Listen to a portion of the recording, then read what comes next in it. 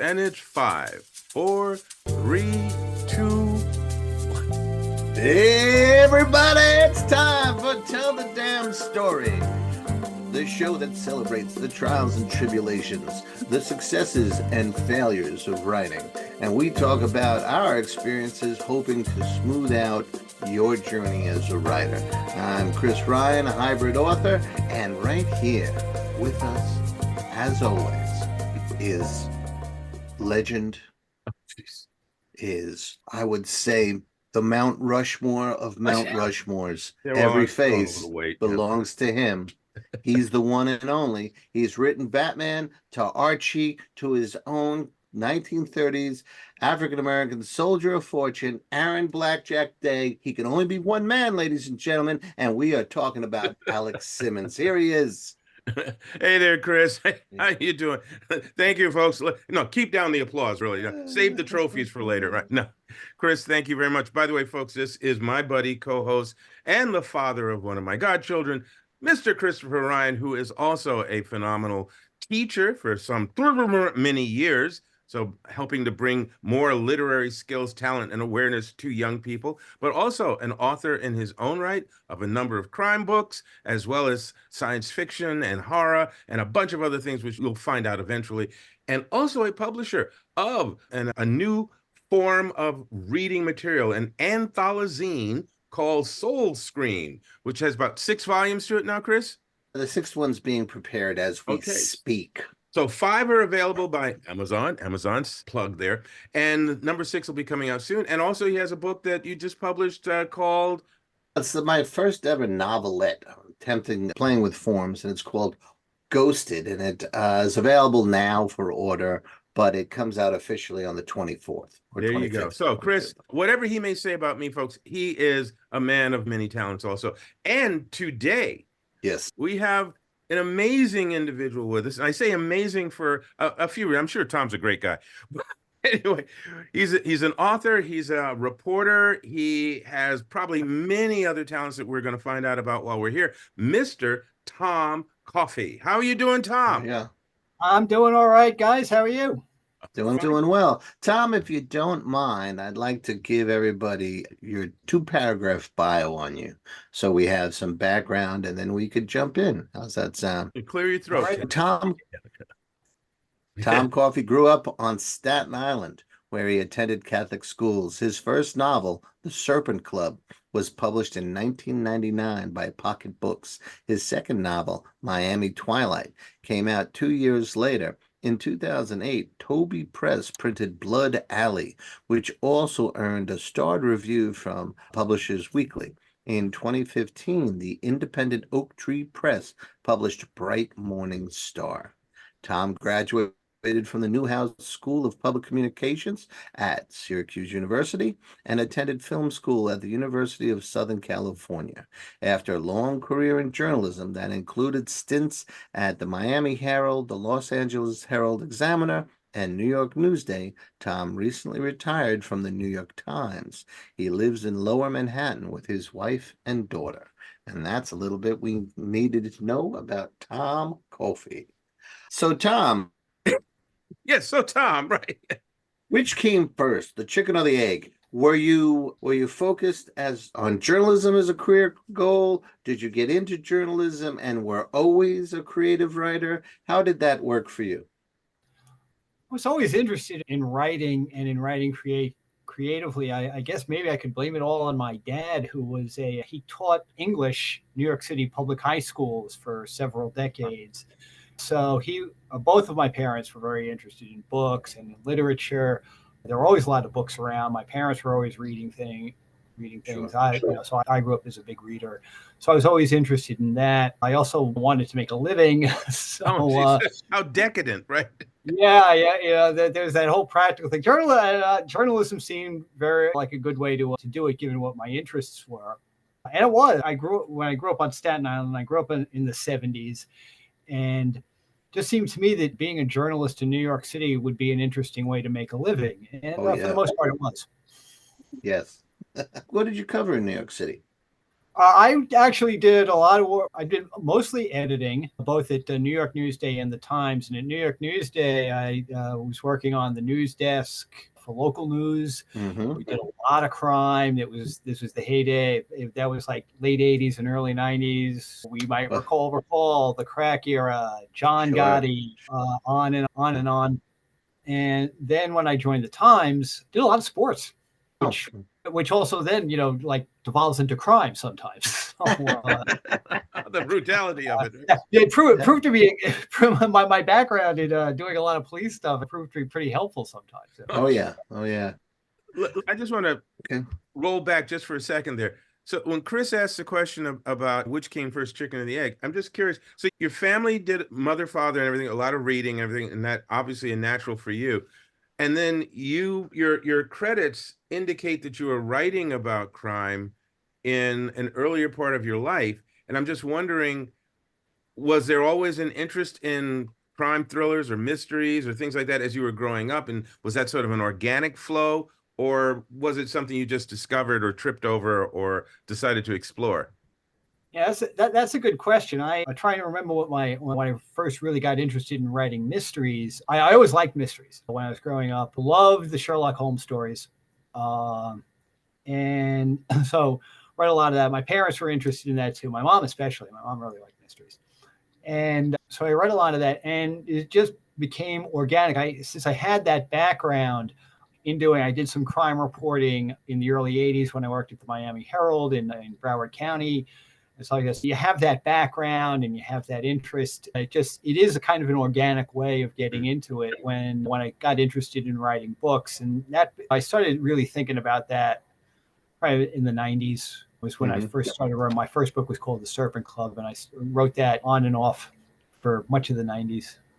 I was going to say to you that when you were covering the crack wars of the '80s, you were you're working for Newsday, right? Yeah. So were you covering Long Island, or was that Queens and Manhattan, or? It was when New York News, they had a New York City edition, and it was New York Newsday, and I was working on the New York desk, although a lot of it was based on Long Island. So we were going, you're like this all the time on the phone with reporters and other editors, which is not good for my neck. And it was it was the New York City tabloid. And I always told people when we're hiring editors and stuff and people coming in, by that point I was in the management position, and I would tell new hires or recruits to say, this is a New York tabloid. That's what we're doing. If you don't like that kind of journalism, this is not the place for you. Because I was covering the crack wars in the Bronx for a small weekly back then. And man, I wish I remembered his name. In my early days, I had a young guy came in, and he wanted to cover sports for us. So he covered local high school, any kind of sport he could do, and then wound up going to Newsday. And he did pretty well for himself. But yeah, crack wars, I was pretty strong training for crime writing because there were plenty of crimes to write about. We used to run a body count on one of the teaser boxes because there was just so much. And because you got to learn to write quick and efficient, and it still informs the writing style. Was that your experience as well, or did your writing style come from somewhere else? No, I think it is. My writing style, I think, is strongly influenced by journalism, and I see the signs there, tell the damn story, and just keep it simple. Keep it simple, stupid. That's why I want to. Let's get on with it. Yeah, good, straightforward, declarative sentences. I really like those. And but Chris, you're right. It's just, especially in journalism, you get used to writing quickly. You have to write quickly and accurately. And it is very good training. I don't know if eventually I reached a point where, and you did too, I'm sure, that you want to do something different, maybe something on a bigger scale. But it is really good training for anybody interested in writing the kind of fiction I think we all write, especially if you're doing like crime fiction. Yeah, it seems to me that it helps with the narrative, but also all the interviews you do help develop your ear for dialogue. Was that your experience? Yeah, absolutely. You listen to people, and you deal with people, and I know that this happened to me, especially when I was early in my career when I was working in Florida, you do things like you go to murder scenes and you have to talk to people. You have to talk to families of victims. You talk to the cops. You talk to anybody who might have any information at all, and you do learn to listen. And you try to be tactful and sensitive because these people are going through hard times, but you do want to get the information, and you're getting the information for your customers, for your readers. Right. That's what they're paying. That's what they're paying. That's why they're paying your salary. Let me actually explore that for a moment, because that is an interesting element. Whether one is a writer for a newspaper and dealing with crime or whatever, or if you're a writer working on a project and you need to do some research and interview people, what do you feel, Tom, constitutes a good listener? I think being respectful, and listening just means you go where the conversation takes you. There are times where if you're interviewing, especially if you have a set interview, and I'm thinking especially like public figures, politicians or whatever, you'll have a set, or you're doing celebrity stuff. I've done a little of that too, but you have your set list of questions that you're going to do. But if you're in a really fluid situation, which crime scenes are, maybe you have some of the details, but you listen to what people say, and then you go with that, because you're trying to get the facts. I always felt when I was in journalism, and this is something Ben, I don't know if I should say this as a New York Times alumnus, but Ben Bradley had a good line about journalism once. He said, "We're not in the truth business; we're in the facts business." Yeah. Ooh, that's interesting. What is your interpretation of that phrase?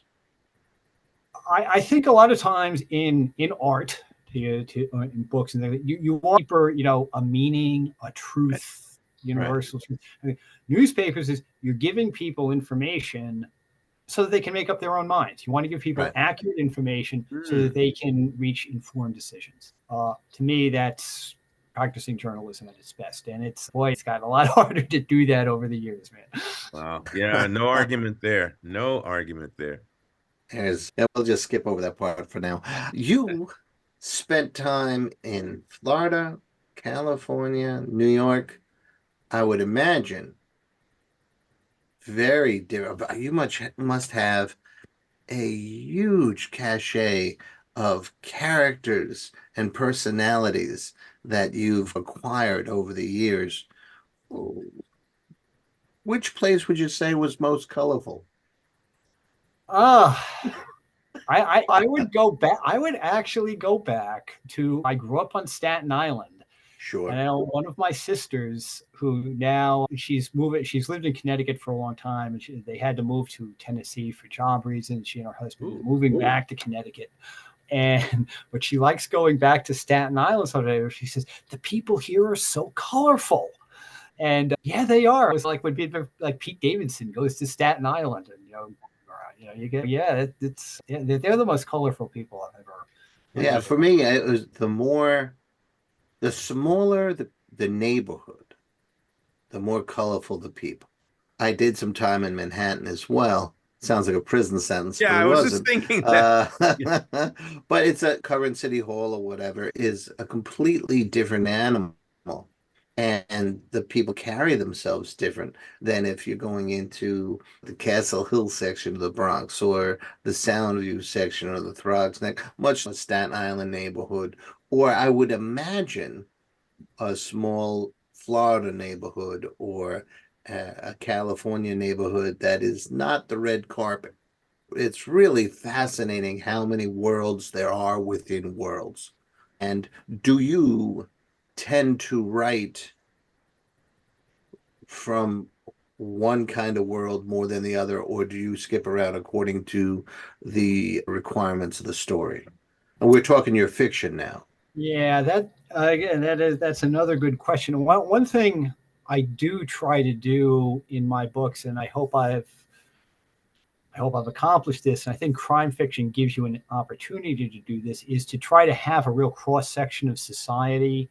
So that you have people at the top, people from all different, from the top to the bottom, different nationalities, different races, different religions, different. All the diversity is now under attack, unfortunately. But I think, one of the great things I think about being a writer in America is you have and especially and a writer in New York, you have all of these cultures coming in here, Yeah. and this great mix that where you just have so much to choose from.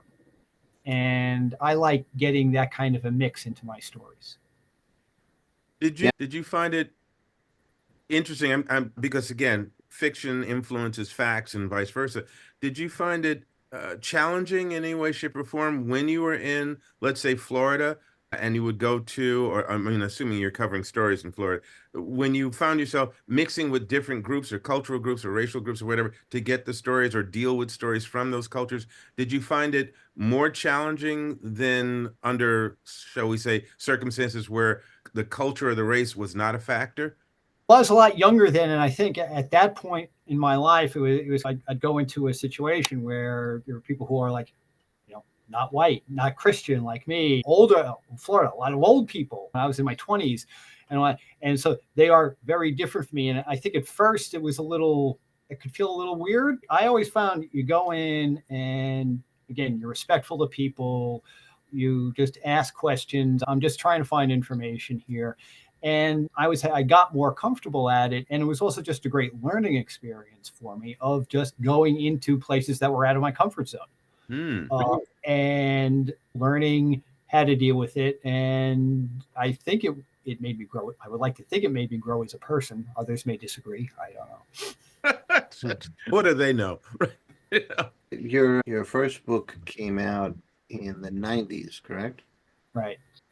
In the 2020s, there are other challenges that might not have been as present.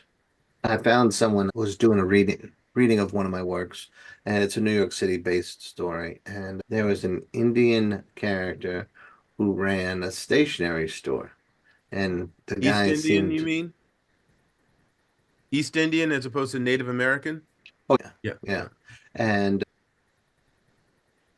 I was representing a neighborhood I knew, but he was saying that's stereotypical. And I said, but it doesn't focus on his stereotypes. Matter of fact, he is focused on a completely different character.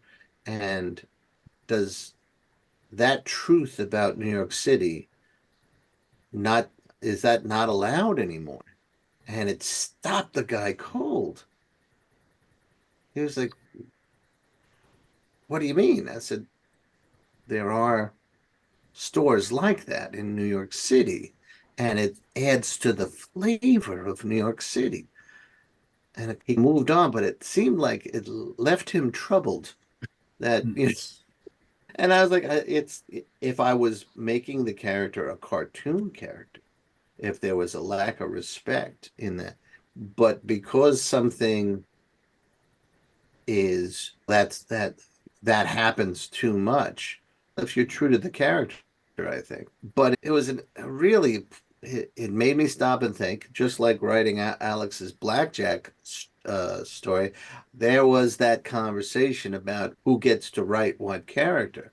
And I find that conversation fascinating because it's interesting to see where writers land on that. I would imagine if you're writing about New York or if you're writing about any diverse community, you have had a wide range of characters. How do you deal these days with something that is more prevalent as a concern for editors and for publishers? And that is diversity and representation. How do you deal with it?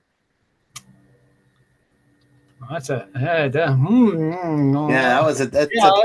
that's a tough question and a very good one. I think again, I like to have a broad range. Of course, the thing is, like in my new book, which is titled Public Morals, which just came out a couple of months ago, a crime novel that's set in New York, as I like to say, New York in two different New York in crisis in two different ways. The first part of it occurs in the early 1980s. We can all remember what New York was like back then, and then the second part occurs in New York in 2022. Again, city, different problems, but still, again, a city in crisis. And in the first part of it, the main character is, you want to talk about a stereotypical character, but I guess I could carry this off, is an an Irish American cop Hmm. who's also crooked as hell. Hmm. And I'm able to carry that off and he lives on Staten Island.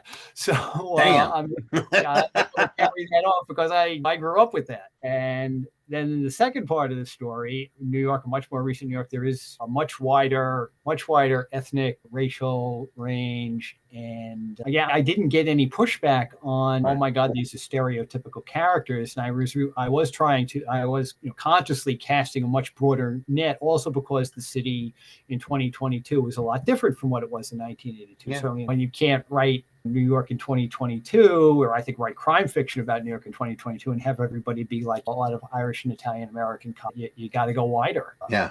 And nobody's yelled at me about it. Yeah.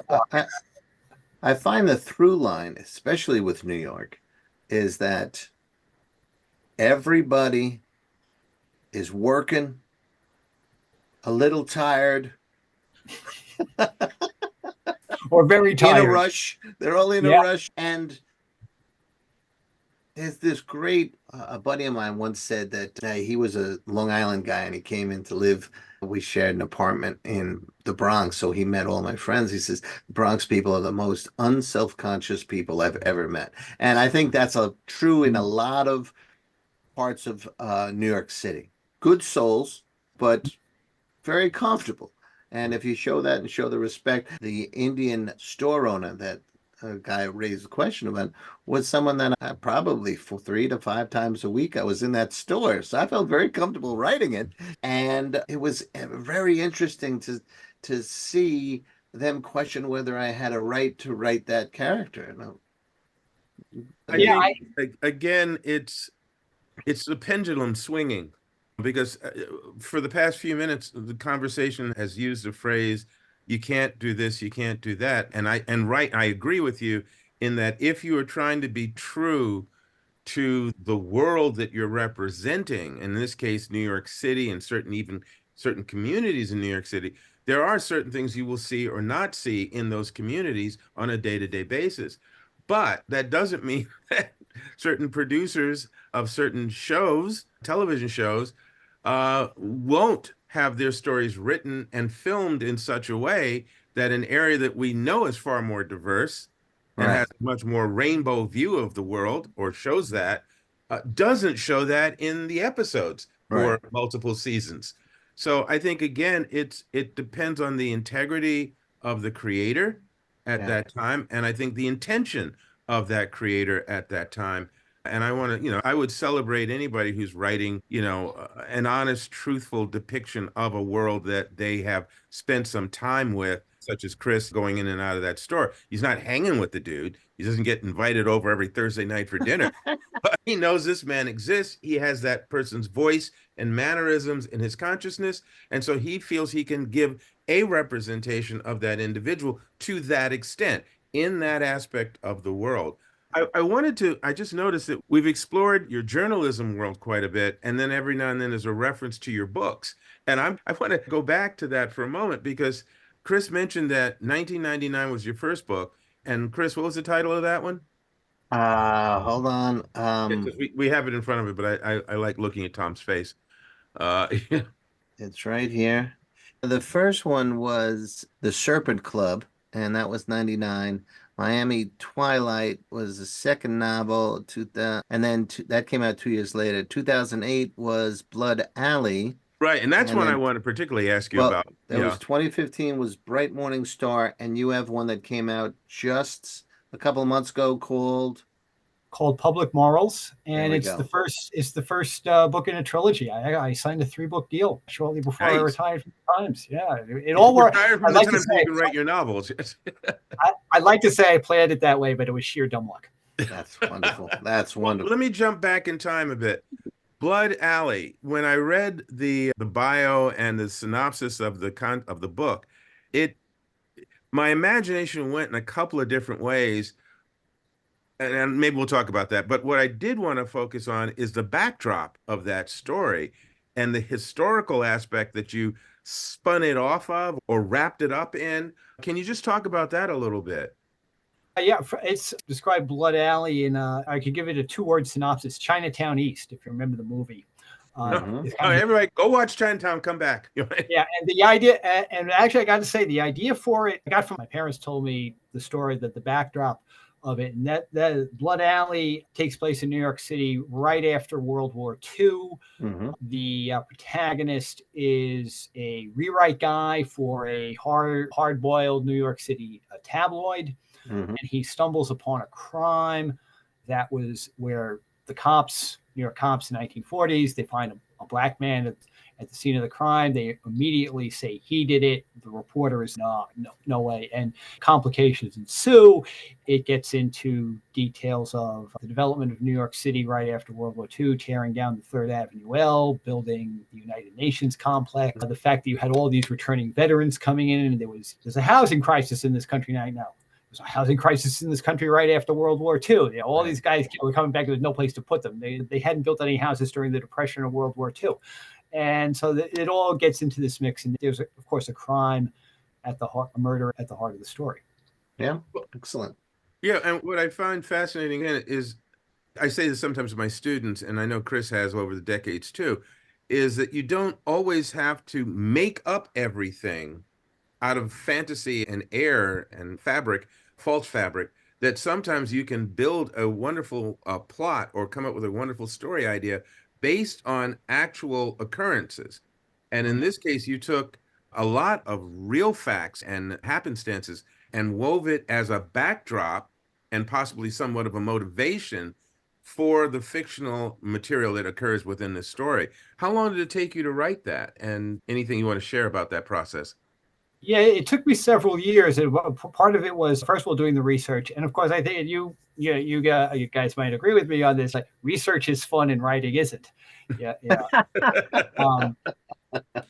And so the research was fun to do. I mean, I'm a history geek. Diving down into all of that was good. In fact, part of it is to talk about the Third Avenue L. My parents had a book in their house that some amateur photographer had gone along in like the late 1940s and photographed all these stations on the Third Avenue L, all up and down Upper Manhattan. And it was just, this was great. I didn't have to imagine the stations. I could just look at these pictures. That was a real find. And That's cool.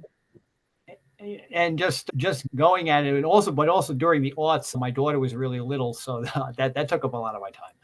Oh yeah. But I worked on it for several years, and it was, like I say, I found writing historical fiction to be really interesting. That's So great. I'm sorry, go ahead, Chris. No, please follow up. So then you went from Blood Alley to the next book, which was how many years after Blood Alley? 7 years. Bright Morning Star came out in 2015. That was done by an independent publisher. And what was the premise of that? That was based on the American involvement in the Philippines right after the Spanish-American War. And it was this country's first, shall we say, blunder into Asia and into we're Americans, we're America, so we've never had colonies, right? Yeah. Wink, wink, nod, nod. But what is, you acquire this territory where you don't know anything about it, you don't know anything about the people, you don't know anything about the history, and it went very badly because there was an insurrection in the Philippines that lasted for several years, without thousands of people on both sides died. It was very controversial at the time, and it got shunted aside. But again, doing the research is fun. Mark Twain was vehemently opposed to our policy in the Philippines, and it got into things like war crimes and policymakers double dealing and triple dealing and things like that. It was an interesting experience. And why were you motivated to do that particular book? I'd first stumbled upon that. I was going back to Vietnam when I was a kid, just researching about Vietnam. And this is America's first blunder in Asia. Yeah. But we haven't learned a damn thing.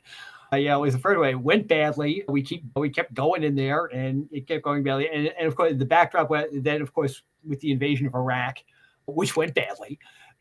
And we go into these areas where we don't know anything about, the people or the history or the culture or anything like that. And when we stumble around and we commit war crimes and they hate our guts and we keep making the same damn mistakes over and over again. And it just, this was the first one. So the motivation. God bless America, best Yeah. country in the world.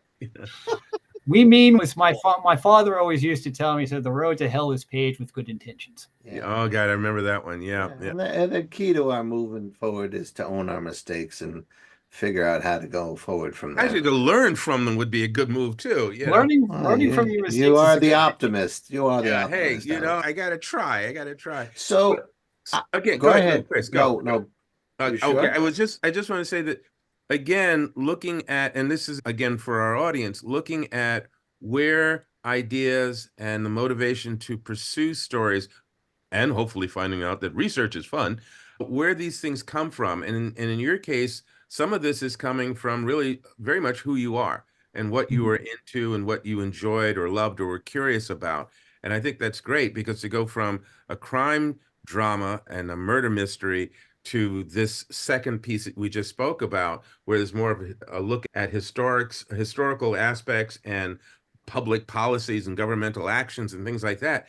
It's one might say, oh, gee, how did he go from this to that? But it's again, what interests you, what fascinates you, and then speaking from that position of who you are, how you tell the story. And I think that's something that we, again, especially emerging and aspiring writers, need to remember is sometimes the greatest source for inspiration for stories and plots comes from within.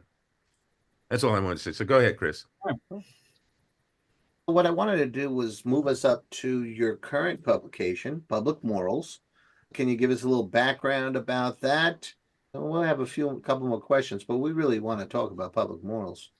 Alex, of course, has none. So, thank you very much. Going back to what Alex just said, this is based on something that happened. I moved the timeline from basically the 70s into the 80s, but those of us, again, New Yorkers of a certain age, can remember the police corruption scandals of the 70s, Frank Serpico, and the Knack Commission coming out, all those televisions about just how corrupt the police department in the city was back in those days. And so it's based on that. It was based on really the idea was the cop who testified, who was the main witness before the Knack Commission, was a corrupt cop named William Phillips, and they caught him red-handed, and so he flipped and he testified before the Knack Commission. But the thing was, Phillips was ultimately convicted of murdering a prostitute. There were doubts about his conviction from some people. He always maintained his innocence. And so I filed that away, so that could be interesting. And so Public Morals is like a riff on that. It's just inspired by that, but it goes in its own direction, especially as the crime, which I have him committing in the early 1980s, is then revisited 40 years later by his daughter, and they were estranged, obviously, because he was in prison.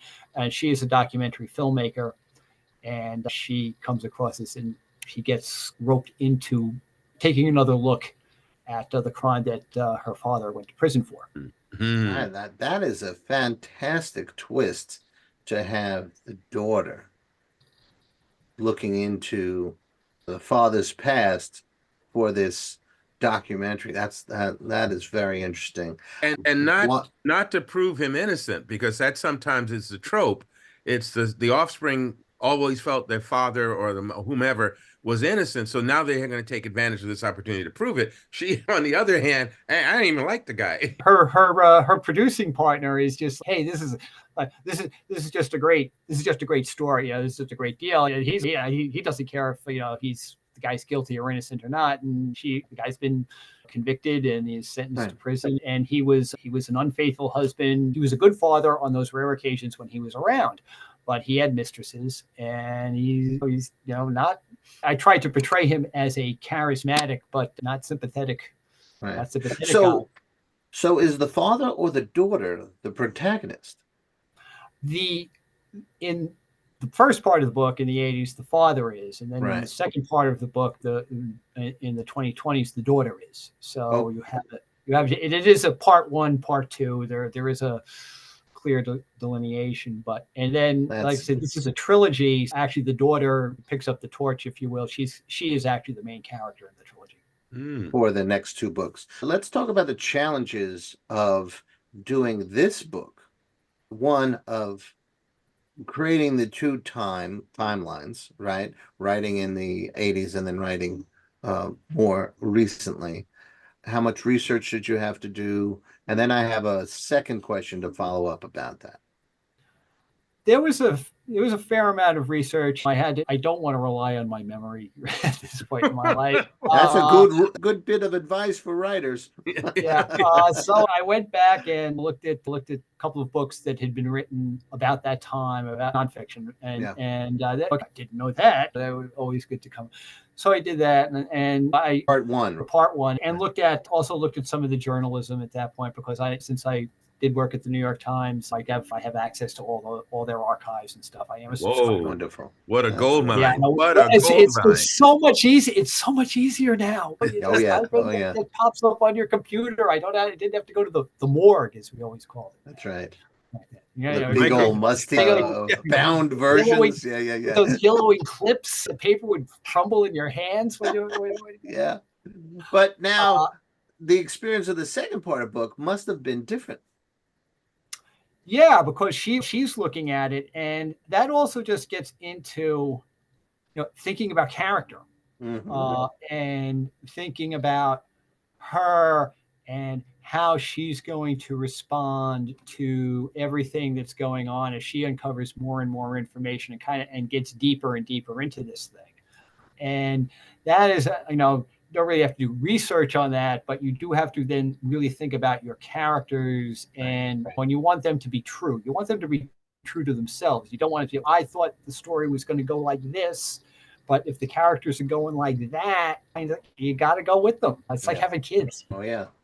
Oh, definitely. So I love that writing challenge, to be more research based in part one, and then have to be more character driven.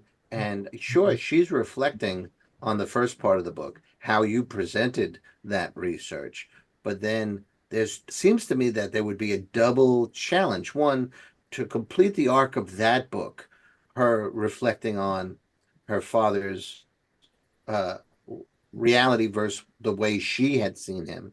But you also have the intention of following her for 2 more books.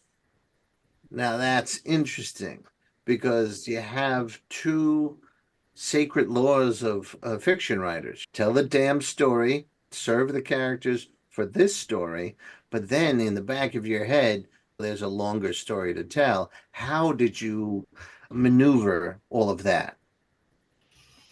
I'm still maneuvering it, because nicely done. Part 2 is the second one is pretty much done. I'm going through it one more last time, as my daughter always used to say when she was little. Sure. One more last time. One more last time through the second one. And the third book I've written, maybe about a third of the way through writing the first draft. There's still a lot to, but do have to, in a weird way. And I didn't really, when I wrote the first book, I wrote Public Morals, I didn't really see this as a trilogy, or see this as going to be. It happened organically. Yeah, when did she tell you she was in a trilogy? I think shortly after I wrapped up the first one, and I was thinking about the next book I wanted to do, and then I thought I could take these characters. It's just natural, and they can be the basis for the next book I want to do. And I also, and then it came to me what the third book would be, and you do. I'm fine. You're really playing the long game on here. There's sprinkling some seeds and stuff in the throughout the books that are going to come up later. But the thing is, and I'm really finding this in writing the third book, is just you really know the characters by that point. And it's almost like they're telling me what to do. Let me just jump back to your process for a moment there, because he said a couple of things that triggered thoughts. What is your approach now? When you write your first rough draft, when you first are putting the words on a surface, it's coming from your head to a surface, do you consider, do you have any sort of, okay, I got to make sure I do this or that, or are you just letting it flow? What does that look like for you? I'd say it's more like letting it flow. To me, the process is, I know it's like driving on a foggy road. I know what the destination is going to be, but I've really got the high beams on, and I can barely see about 20 feet ahead of me on the next scene. And so that's the way I'm going. Are you working from a map, figuratively speaking? Have you done an outline or something like that? Or are you writing by the seat of your pants? more like the seat of my pants, because I find, especially with the characters are gonna they're gonna take over, and they're gonna tell me where to go. I could try to do it, but that and especially the character of Sheila, she's a kind of like a no nonsense, take no prisoners type, and she's no, I can't, she's gonna tell me what to do. Let me push you on that if you don't mind, because for decades, Stephen King said that he was a pantser, like you're saying, seat of your pants, right? But when he was doing interviews for Holly, which came out last year, and by the way, there's another character who was a member of a cast and just insisted, "Hey, Stephen, we're going to work together." And she developed, right? I just finished reading Mr. Mercedes, where she was introduced. Yeah, she's a good character. Yeah. There's two more in that, and then there's a story in his subsequent collection of short stories, and then Holly, and she's a wonderful character all the way through. But during the interviews for Holly, he was talking about the seat of his pants, but then he also said, every night as I'm in bed falling asleep, I tell myself the story. And that kind of put a different spin for me on the idea of pantsing, because if you're telling yourself the story, that's plotting, even if you don't write it out. So when you're doing it by the seat of the pants, have you envisioned forward? Have you envisioned the ending? Have you done that? Or is it a complete mystery to you? I know where it's going to wind up, but the path there, if you will, there is the destination. And I think a lot of times writers will tell people the endings are overrated. It's not about the destination. It's about the journey, when we're going to go through the path together and somehow get there. I don't know. I know what the destination is, but the path is in the book I'm writing now, the third book of the trilogy. I did just finish a sequence where something happened. I didn't see this coming. Right. And it's, this is pretty, pat myself on the back. This is pretty good. How often do your characters come into your mind as you're writing, when you might be off running an errand or doing something in the house or the apartment or whatever, and it's in the back of your mind and you start seeing the story? How often does that happen? No, it's not conscious. I don't think. Every once in a while something will pop into my head, though, where it's like, oh, that would be good. Because then I hope I remember the idea.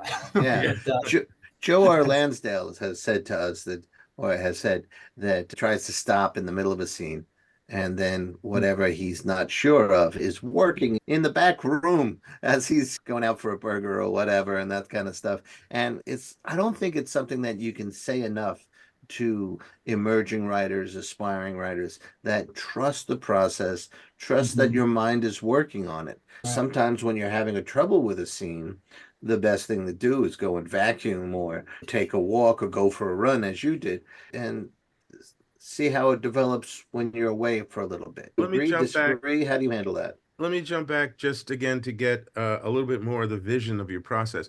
Again, you're a pantser. You get a draft done, which I'm going to call a rough draft, because you've now told the story to yourself. You now know what it looks like from a distance. And then what's your next move? Then I read through the rough draft, and I tell myself I would never subject anyone I know to a rough draft of anything. And I read it through and I say, I know it's better than this, and go back and start rewriting. And some scenes, fortunately, are fine. A lot of it isn't. A lot of it needs work. And you just again, everybody has their own process, and everybody has a different process. Mm-hmm. Mine is to get and go back and do several drafts, and they get better. You find out what's working, what isn't, what needs to be beefed up, what needs to go. And do you have an average? I'm not trying to make this a hardcore rule. I'm just really curious. Do you have an average of how many drafts it takes for you to maybe fine-tune dialogue or to fine-tune the story in general? I'd say at least 4, usually sometimes 5 or 6. Okay. All right. Do you have beta readers? Yeah, I have a couple of people I use. to read. But again, and I want to really, go through it a few times myself before I would subject anybody to anything I read. That's a good rule of thumb too. Yeah, if I sent them the first draft, it'd be like, oh God. And then it was, Malachi McCourt died recently, and I saw one of his obits said, "Never show anything you write to a member of your family." Oh, geez. Well, Chris has broken that rule 1,000 times. Yes. I know my wife's a really good editor, but I don't know, man. I don't know. Chris is blessed with probably one of the few people on the planet that would not only read his writing, but would read the same story several times. Yes. See, Yeah. but Tom, here's the thing. That's she's dedication. Not an editor. She's a retired pre-K teacher. So she's predisposed to pat me on the head and say it's good. So it's all about getting past that stage fright when I give it a glorious. It's not on her to edit or this or that. It just gets me to, as Alex has just delighted in, and it's one of his favorite aspects of me, it's to get past that part, the editor on your shoulder that says, "You suck. Don't ever write again." I did a lot of work. After I was an editor for a long time in journalism too, and so that, let's not say you suck, but it's better than this. Come on. Right. It's the phrasing. You've said a couple of things that I really love as far as phrasing is concerned. It's better than this is a great. I'm going to start using that. Yeah. And also, I used to say first drafts, let it suck, but you had a phrase, let it flow, which is so much more positive. Tom Coffey over here redirecting how I phrase those first drafts and the things that I tell young writers. So yeah, let it flow. That's pretty good. Yeah. Okay. Chris, any other questions? I know because we're coming on to the hour here. I want everyone to take a look for Public Morals, and I want to thank Tom for coming in and braving the unknown, because we didn't really give him a lot of much of a roadmap as to where we were going today, and you did a great job. And I hope you come back and talk to us about the sequels. That would be great. I'd love to. This was a lot of fun, guys. Thanks for having me on here. The second book is tentatively titled Special Victim. Ooh. And it's supposed to come out late this year from Level Best Books. And I will keep you informed. Quick questions. Public Morals is available now where? Yes. It's on Amazon, Kindle and paperback. You can find it on Amazon or Barnes & Noble, any handy book website near you. And are you appearing, doing a reading or anything like that anywhere? I did a reading a couple of weeks ago for mystery writers, and we'll see if I can. If I do any more, I'll let you know. Yeah, let us know, please. And one last thing: do you have an Instagram or Facebook or anything like that? I am on Facebook. I'm on LinkedIn, so you could look me up on both of those. As Tom Coffey. As Tom Coffey. As opposed to Jerry Matters. That's right. Usually accept friend requests. And my novel Blood Alley had a website that's still available for if you want to dive into New York and right after World War II, the height of it was www.bloodalleynovel.com. There you go. Okay. Excellent. Thank you. We'll try and throw a link into the into the description area of the show. Okay. So again, Tom, thank you so much. And by the way, we didn't say that Tom and I met umpteen million years ago at a writer's retreat in Vermont. And to his credit, when we met again just a few months ago, he remembered. And it's like, I'm going, okay, obviously I'm having a senior moment because I didn't, but it was remarkable. So it's something like almost 25 years. Yeah, it was it was the 90s. Yeah. It was a while ago. So it just to let you know, folks, that some of us still retain their razor sharp minds, and others we work with what we got. There you go. Again, Tom, definitely come back sometime soon. Chris, as always, it's a pleasure. People, please remember. Chris, what do you remind people to do? Now that you've enjoyed Tom Coffey, the least you can do is hit and subscribe so you don't miss when Tom comes back to talk to us again. That's right. Okay, everybody, take care. Okay. Thanks a lot, guys. Thanks. Take care.